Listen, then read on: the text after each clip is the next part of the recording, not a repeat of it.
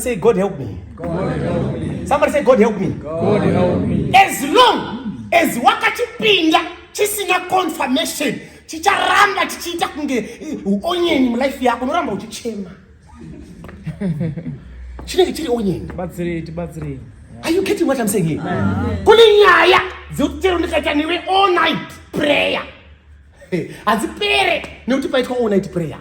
Zinopera nekuti there is a serious spiritual and physical cooperation between ari kubatsirwa naari kubatsira naakatiunganidza.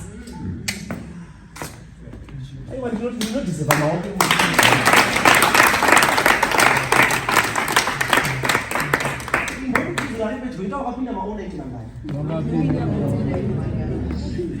Chindiomberera maoko zvakare. Are you getting what I'm saying here? Somebody say amen. Amen. Somebody say amen. Amen. It's amen. Amen. Problem there kuti wakatanga kuintroduce kwa kusimba usati wa introduce kwa information.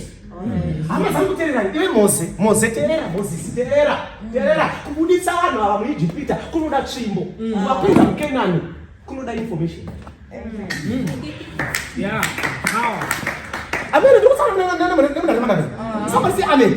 Ndakubuditsa mu marriage iri toxic. Somebody say amen.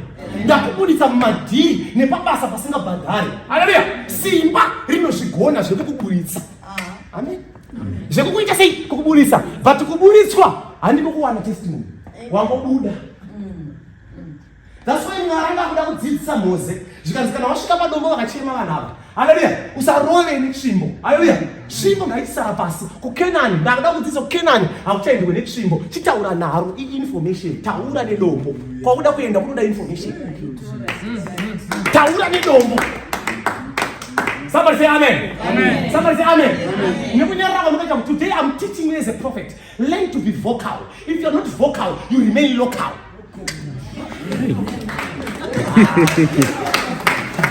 Somebody say amen. Amen. Somebody say amen.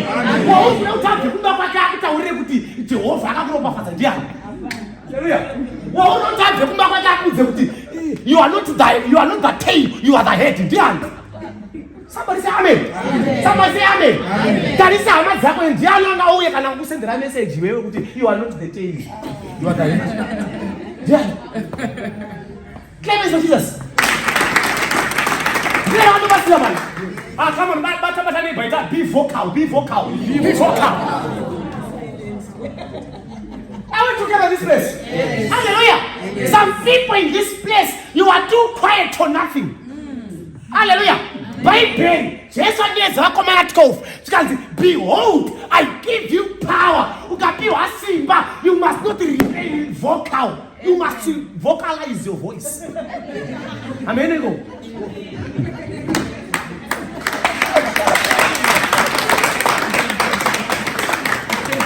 Amen.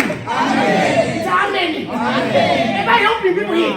Kunyaya zinosovwa kwete na pastor, but in a way according to the power he has given unto you. Are you getting what I'm saying? Yes. Am I teaching you something here? Yes. Am I teaching you something here? Do that breakthrough 5,000? Do that breakthrough 5,000? Can you tell me at least 4 statements in the Bible that talks about financial breakthrough? Then we start there. Are you getting what I'm saying? Kune munhu utokunamatira so. Chero simba ra Jehovah rikuti rimubuditse mumadhaga riripo. Unyatsoona tokumana munhu akaneta. Munhu unotangira munhu akaneta. Please what Jesus somebody. Amene ndinaro kubasira vanhu. Zvamuna zvikuda kuvhengezera. Jehovah munana wangu ndinhasi munana wangu.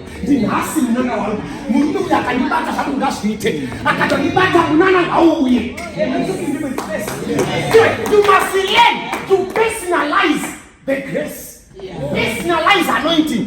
Kuti zvako zvokunoramba kungoverenga Bible kuti and Abraham had cattle. Bvisa Abraham ari nguva iyoyo ita and Munashe had cattle. Bvisa Abraham vanhu kudzidzisa pamuromo mubhaibheri toenga bhaibheri ita pamuromo uchiverenga bhaibheri. Amen.